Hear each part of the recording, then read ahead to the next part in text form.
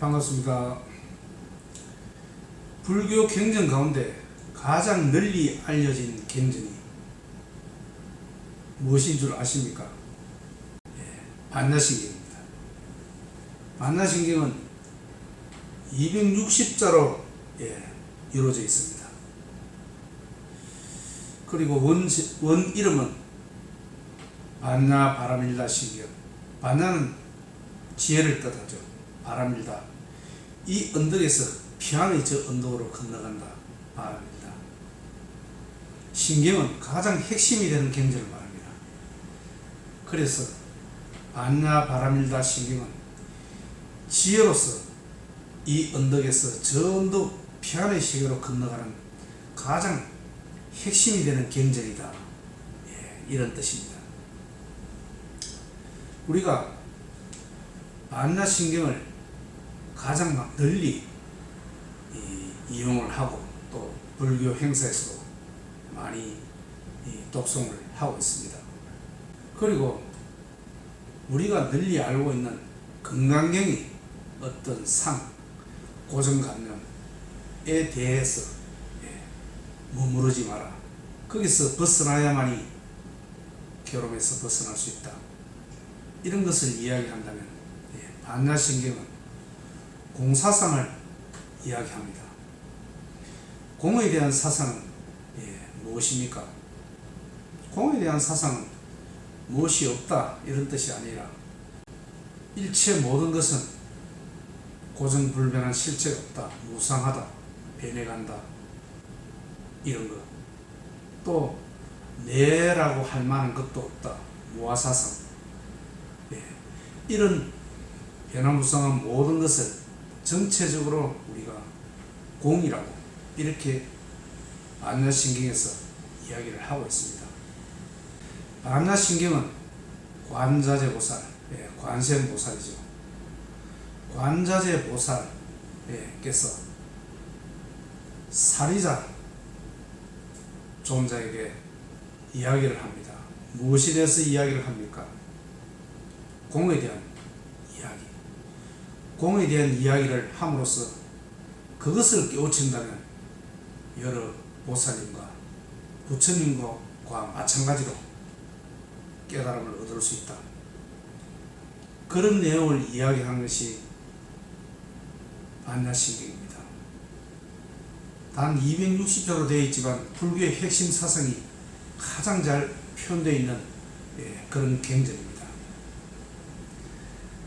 반야신경에 대한 신화적인 내용을 잠깐 이야기를 해드리겠습니다. 반야신경은 중국의 현장스님께서 629년 천축국, 지금의 인도로 구법의 길을 떠날 때 반야신경에 대한 일화가 있습니다. 익주 공해사라는 절에 당도하게 됩니다. 거기서 어느 노스님을 만나게 되는데 노스님께서 이 반야신경에 대한 이야기를 합니다.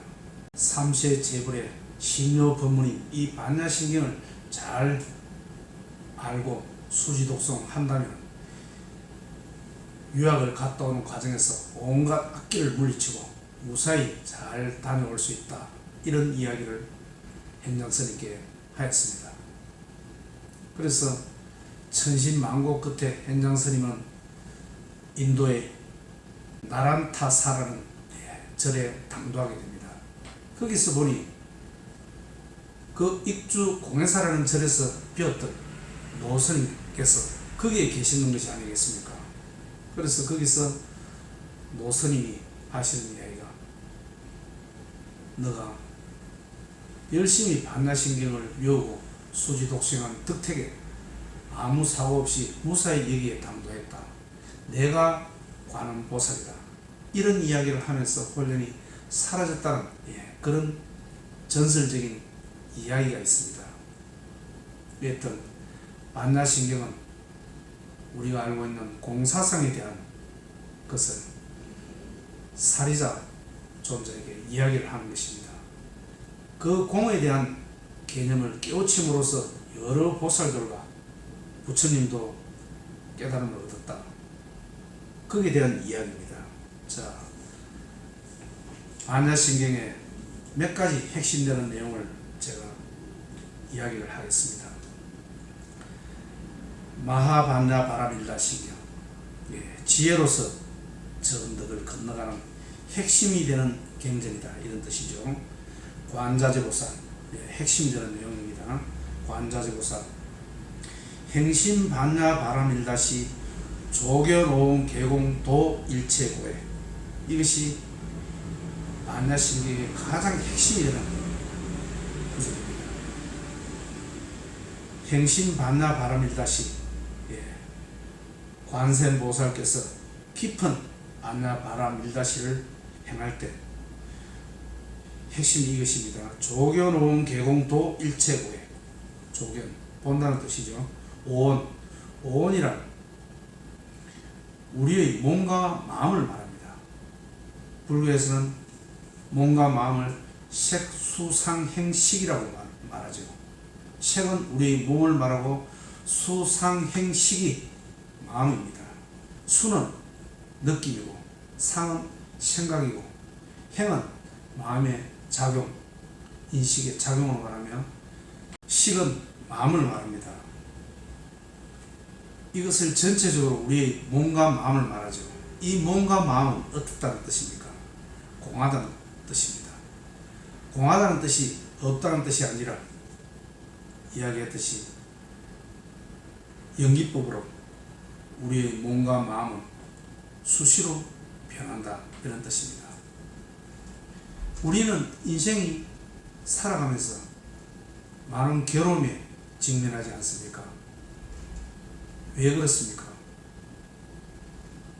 공하다는, 변한다는 그런 진리를 우리가 진실로 잘 알지 못하기 때문에 우리는 괴로움에 처하게 됩니다. 그것이 우리 일체 계고이며 무상의 진리를 잘 알지 못하기 때문에 그렇습니다. 재행무상이죠. 모든 것은 고정불변하지 않고 변한다는 뜻입니다. 우리 몸과 마음도 당연히 변하죠. 몸도 생로병사하지 않습니까? 우리 세상에 있는 모든 물질들은 성주개공하죠. 성했다가 잠깐 머물렀다가 무너지고 사라지는 것입니다. 또 우리의 생각은 어떻습니까? 생주이멸하지 않습니까? 생했다가 잠시 머물렀다가 우리의 생각은 변합니다. 그리고 사라지는 것입니다. 이렇듯 이 세상 만물에 있는 모든 물질과 정신, 우리는 이렇게 변해간다는 뜻입니다. 이것을 공의 개념에서 바라본다는 뜻입니다. 그것이 반야신경입니다. 이것을 제대로 알므로써 우리는 괴로움에서 벗어날 수 있게 되는 것입니다. 자, 또 이런 이야기가 있죠. 사리자, 색불이공 공불이색, 색적시공 공적시색. 그렇습니다. 사리자가 여기서 핵심적으로 등장하는 인물이죠. 관자재 보살이 사리자께 이렇게 설법을 하시는 내용입니다. 색은 우리의 몸 또는 물질을 말합니다. 이 몸과 물질은 공과 다르지 않다. 그렇지 않습니까? 이 색은 찰나적으로 변합니다. 그러니 고정불변한 어떤 특정된 개념이 없지요. 그래서 색불이공, 이 색은 공과 다르지 않다는 뜻입니다. 또 공불이색, 이 공이라 하는 것도 색과 다르지 않다. 우리의 모든 느낌과 생각과 마음작용, 이것은 수시로 변해간다는 뜻이죠. 그렇지 않습니까? 이 뜻이 불교에서 말하는 진공묘유입니다. 공한 것 같지만 묘하게 존재한다, 이런 뜻입니다. 곰곰이 한번 생각해 보시면 모든 것은 우리 몸과 마음을 비롯한 모든 것은 연기법적으로 변합니다. 고정불변하게 있지 않습니다. 우리의 괴로움은 연기법적으로 모든 것이 변하는데 그것을 받아들이지 못하는 데 있습니다. 관세음보살께서는 이것을 여실히 안다면 우리는 모든 괴로움에서 벗어날 수 있게 된다, 이렇게 이야기를 하십니다. 그리고 이것은 모든 보살들, 부처님도 마찬가지입니다. 이 공에 대한 이치를 깨닫고 나서 일반에 이르게 되었다, 이런 이야기를 사리자에게 하는 것입니다. 저 뒤쪽에 보면은 신무가예 무가예고 무유공포 원리 전노몽상 구경일반이라는 내용이 있습니다.